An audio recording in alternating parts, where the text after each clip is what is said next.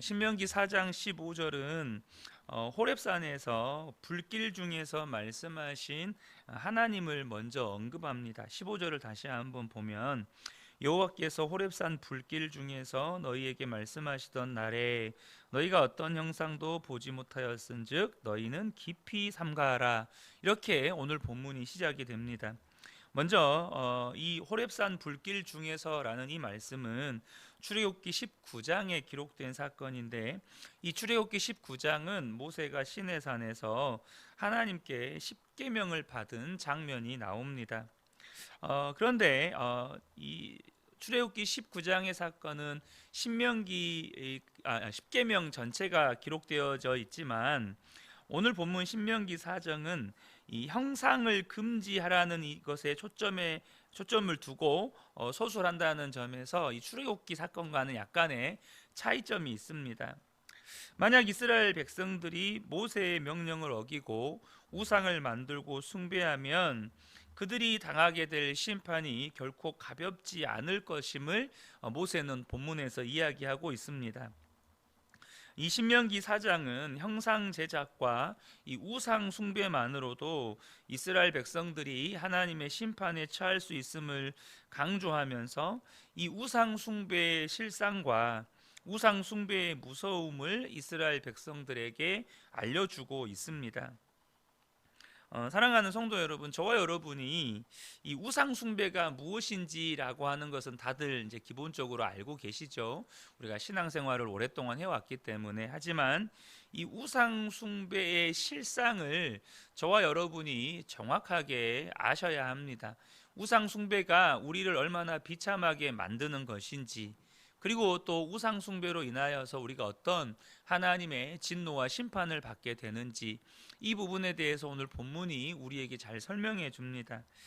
하나님은 한 번도, 오늘 우리가 함께 읽었지만 한 번도 자기의 형상을 이스라엘 백성들에게 보여주신 적이 없습니다. 그래서 15절에도 너희가 어떤 형상도 보지 못했다 이렇게 말씀합니다.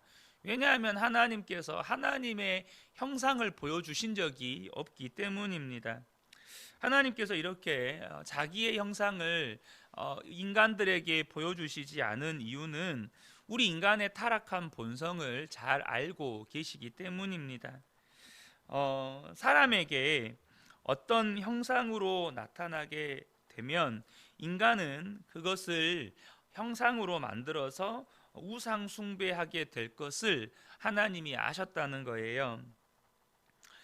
사람은요, 이 본성적으로 인간의 한계나 상상을 뛰어넘는 이 미지의 대상에 대해서 두려움을 가지게 됩니다.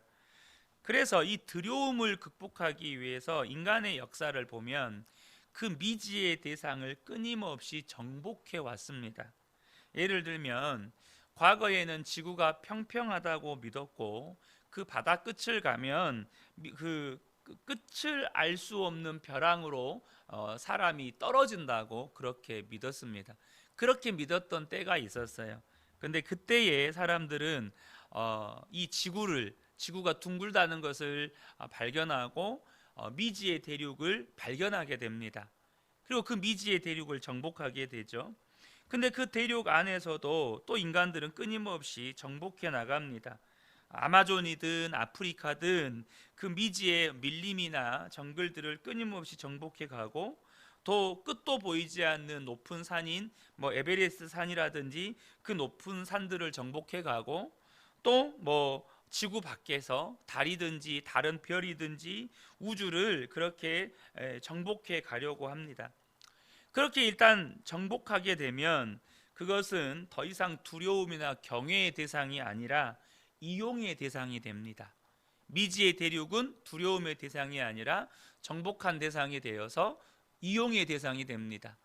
아프리카든 아마존이든 그곳은 정복이 되기 시작하면 이제는 이용의 대상이 되는 거죠. 사람은 이 사람의 상상력과 또 한계를 뛰어넘는 하나님조차도 이렇게 형상화하려고 합니다. 이 형상화하려고 한다는 것은 앞서 말씀드렸던 이 미지의 대상에 대한 어떤 이 두려움 혹은 이것을 극복하기 위해서 정복하려고 하는 사람의 본성처럼 그 미지의 대상이신 하나님, 인간의 어떤 생각이나 상상이나 또 인간의 어떤 한계를 뛰어넘는 그 하나님을 인간의 생각, 또 인간의 지성, 또 인간의 계산이나 이론이나 사상의 틀 안에 넣겠다는 것입니다. 그래서 하나님은 그 전까지는 인간의 상상력이나 지성이나 어떤 계산의 한계를 뛰어넘는 그 미지의 세계에 계셨을 때는 두려움과 경외의 대상이지만, 그 인간의 어떤 생각이나 상상이나 혹은 그 계산 안에 들어오게 되면 이제 하나님은 두려움의 대상이 아니라, 또 경외와 경배의 대상이 아니라 이용의 대상이 되는 것입니다. 하나님은 이용의 대상이 되는 거예요. 그래서 하나님 그대로의 하나님이 아니고, 하나님이 형상화되는 순간 하나님 그대로의 하나님이 아니고 내가 만든 하나님이 되고, 그래서 언제든지 내가 이용하고 싶을 때 이용할 수 있는 이용의, 손쉬운 이용의 대상이 되는 것입니다. 그러니까 우상을 만드는 순간 하나님은 내가 만든 하나님이 되는 거예요. 경외의 대상, 경배의 대상이 아니라 이용의 대상이 되는 것입니다. 자, 문제는 하나님은 대신할 수 있는 형상이 없다는 것입니다. 살아계신 하나님, 말씀하시는 인격이신 하나님을 대체할 수 있는 형상이 없다는 거예요. 그래서 하나님은 형상을 우리에게 보여주지 않으셨습니다. 하나님을 이미지화할 수 있거나 하나님을 형상화할 수 있는 게 없기 때문이에요. 이 땅에 있는 모든 것은 다 피조물이기 때문에 그렇습니다. 하나님은 창조주시고, 심지어 우리가 다 볼지 못하는 우주마저도 하나님의 피조물입니다. 그러니까 피조물은 결코 하나님을 형상화하거나 이미지할 수가 없다는 거예요. 그런데 인간은 끊임없이 그렇게 살아계시고 인격이신 하나님을 이렇게 내 두려움을 극복하기 위해서, 하나님을 더 이상 두려움이나 경외의 대상이 되지 않게 하기 위해서 이렇게 하나님을 이미지화하려고 합니다.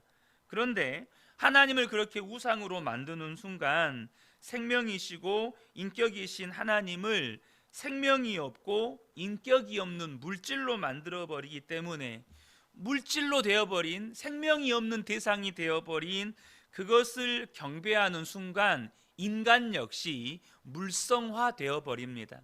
이 물성화되어 버린다는 말은 좀 쉽게 표현하면, 생명의 말씀, 생명의 하나님을 생명이 없는 것으로 대체하여 내가 그것을 경배하고 섬기는 순간에 우리도 생명 없는 자가 되어버린다는 거예요.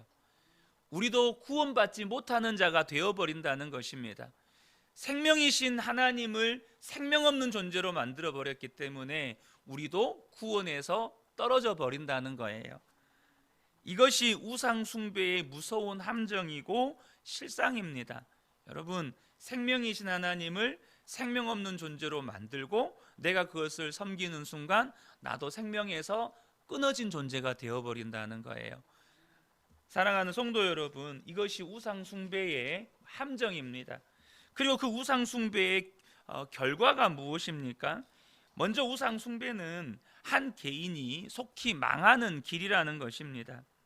모세는 본문에서 자신이 가나안 땅에 들어갈 수 없는 처지를 토로합니다. 그것은 이스라엘 백성들의 우상 숭배 때문이라고 하면서 자신이 그토록 들어가고 싶은 이 아름다운 땅에 가서 절대로 이 언약을 잊지 말라고 이스라엘 백성들에게 당부합니다. 21절부터 24절을 보면, 여호와께서 너희로 말미암아 내게 진노하사 내게 요단을 건너지 못하며 내 하나님 여호와께서 내게 기업으로 주신 그 아름다운 땅에 들어가지 못하게 하리라고 맹세하셨은즉 나는 이 땅에서 죽고 요단을 건너지 못하려니와 너희는 건너가서 그 아름다운 땅을 얻으리니 너희는 스스로 삼가 너희의 하나님 여호와께서 너희와 세우신 언약을 잊지 말고 내 하나님 여호와께서 금하신 어떤 형상의 우상도 조각하지 말라. 내 하나님 여호와는 소멸하는 불이시요 질투하시는 하나님이시라. 하나님께서 이스라엘 백성들과 시내산에서 언약을 맺으셨습니다. 그것이 이 십계명이죠. 그래서 하나님께서 어떤 형상도 우상도 만들지 말고 그것을 숭배하지 말라고 말씀하셨고, 그것을 우상으로 만들고 숭배하는 순간 너희는 속히 멸망하게 될 것이라고 이스라엘 백성들과 언약을 세우셨습니다. 그런데 이스라엘 백성들은 광야에서도 하나님과 모세가 십계명 계약을 맺는 그 순간에 그 밑에서 무슨 일을 저지르고 있었습니까?